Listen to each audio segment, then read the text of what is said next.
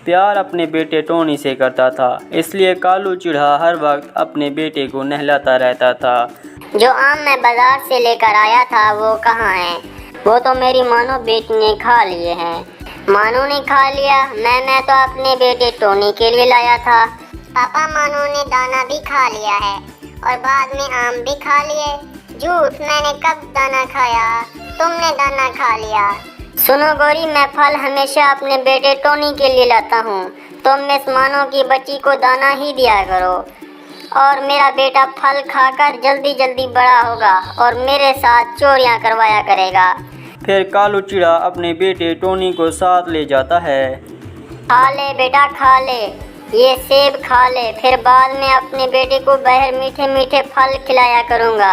अगर मैं ये फल घर लेकर जाऊँगा तो तुम्हारी बहन खा लेगी। पापा जी, क्या सभी परिंदे अपनी बेटियों से ऐसा ही करते हैं? क्या करता हूँ? मैं दाना लाकर तो देता हूँ उसे, फिर उसकी आज नहीं तो कल वो पराई हो जाएगी। उसकी तो शादी हो जाएगी और तू रहेगा हमेशा मेरे साथ। बुढ़ापे में मेरा आसरा बनेगा तू, इसलिए तो तुम्हें मैं हमेशा मीठे फल खिलाता हूँ। माँ, भूख लगी है, पापा अभी तक भी नहीं आए। सब्र करो मेरी बेटी, वो आने ही वाले होंगे। कालू चिढ़ा भी घर आ जाता है। मानो का दाना कहाँ है? मानो को बहुत भूख लगी हुई है। नहीं मिला दाना, आज मैं भी भूखा हूँ।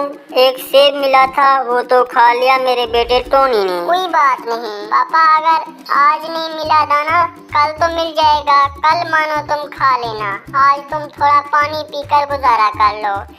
मानो पानी पीकर खाली पेट ही सो जाती है। फिर दूसरे दिन सुबह सवेरे ही तेज बारिश शुरू हो जाती है। चिड़िया के घर में खाने के लिए कुछ भी ना था। कभी चिड़िया के घर आती है। चिड़िया भाई, दरवाजा खोलो, मैं हूँ बुलबुल कवि। कालू चिढ़ा दरवाजा खोलता है।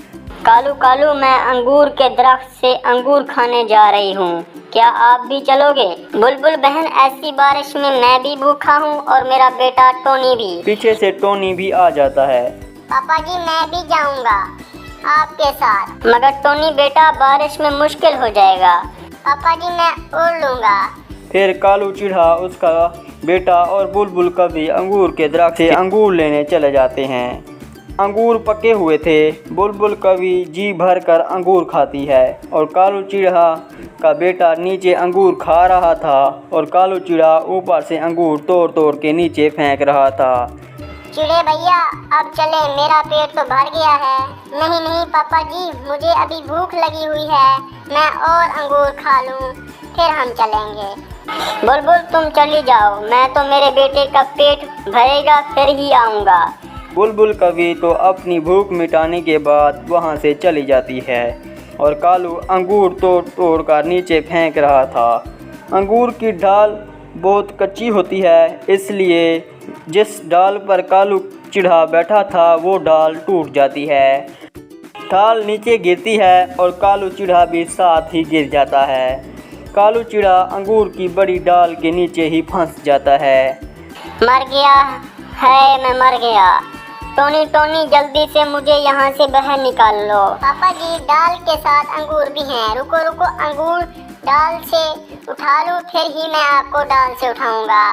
टोनी से कहते हुए टूटी हुई डाल से अंगूर खाने लगता है और कालू चिढ़ा डाल के नीचे दर्द से चीखें मार रहा था। मम्मा, अभी तक पापा जी आए ही नहीं। मैं जाकर देखती हूँ, मुझे भी भूख लगी है, मैं भी थोड़े से अंगूर खा लूंगी। मानो बेटी, ध्यान से जाना, बाहर बारिश हो रही है। फिर मानो अपने पापा कालू के पीछे अंगूर के दरख्त की तरफ जाती है। पापा जी, टोनी भैया, पापा जी डाल के नीचे दबे हुए हैं और तुम अंगूर खाने में लगे हो। तुम भी खा लो, पापा जी को बाद में निकाल लेंगे। अंगूर बहुत मीठे हैं, मेरे पापा जी मर जाएंगे। बेटी उस डाल को हटाने की कोशिश करती है। मानो अपना पूरा जोर लगाती है और कालू चिढ़े को डाल से बाहर निकाल लेती है। फिर कालू चिढ़ा अपनी बेटी को सीने से लगा लेता है।